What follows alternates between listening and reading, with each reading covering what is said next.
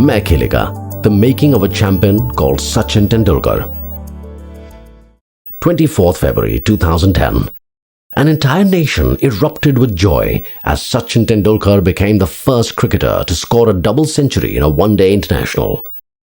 In 2,961 previous games in international cricket, no man had been able to go on to the 200-run mark.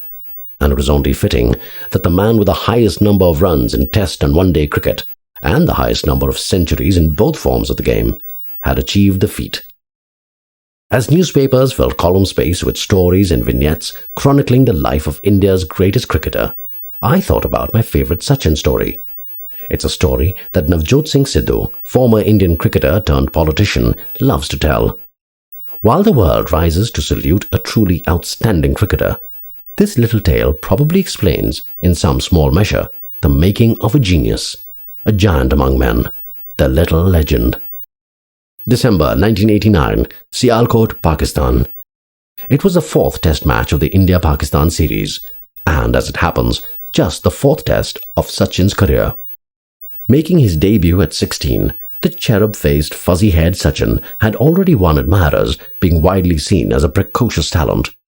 However, several young stars had sparkled briefly in India's cricketing firmament and then, almost as suddenly, faded away, a gross injustice to their enormous talents, let down on the long highway to success by a faltering mental makeup that didn't quite back up their reserves of talent.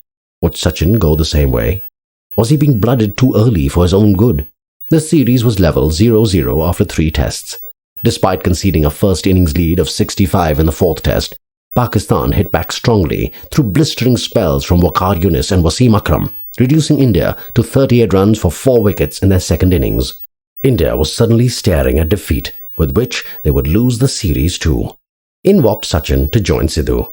Experienced pros like Sanjay Manchrekar and Krish Shrikant, Mohammad Azharuddin and Ravi Shastri had found the pack attack too hard to handle and were back in the pavilion.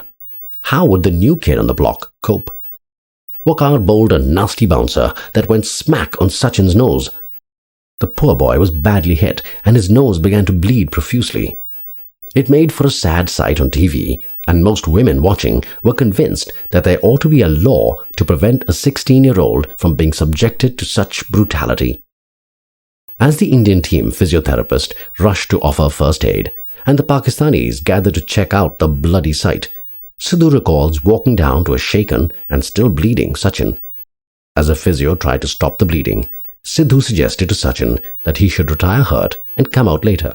That would give him time to get his nose fixed, regain his composure, and hopefully return to a less menacing attack. "Go take a break," said Sidhu. He feared this might just be the end of another promising career. "Come in, I'll attend to you," said the helpful physio. But Sachin brushed them away, almost annoyed that they should even suggest that he walk away. "Main khelega," he said, "I'll play." And in that moment, said Sidhu, a star was born. Those 2 words verbalized the fierce determination of a young man who wasn't going to quit. Sachin could have gone into the relative comfort of the dressing room, but he didn't. People watching would have understood, but he knew his heart wouldn't understand. The heat was on. India was in trouble. The pace attack had its tail up. The blood was staining his gloves, his shirt, his face, his spirit. But the kid would have none of it. Main khelega it was. Sachin went on to score 57 runs and shared in the match-saving 101-run partnership with Sidhu. With 2 words, "Main khelega," talent transformed into genius that day in Sialkot. It's always like that. What separates champions from mere mortals is not just talent. It's attitude. It's mental strength.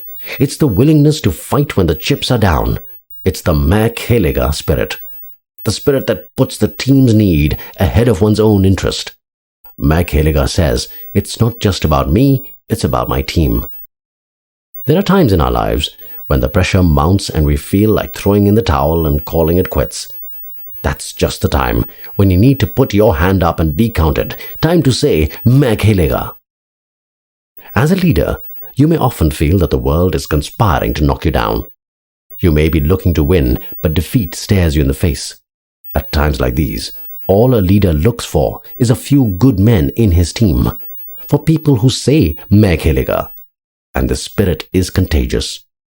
As one man puts his hand up, another hand goes up, and another, and a team starts believing in itself, in its ability to fight and win. Over the last 2 decades, Sachin has entertained us with his performances. We watched with awe as he's pulled off incredible wins, and we watched with anguish when he's failed, and with him have crashed an entire nation's hopes. He has helped us live our dreams, helped us win. In his own way, he's helped us feel good about ourselves, made us proud to be Indians. But perhaps Sachin's biggest contribution is teaching an entire nation to stand up and fight, to learn never to give up, to say, "Main khelega."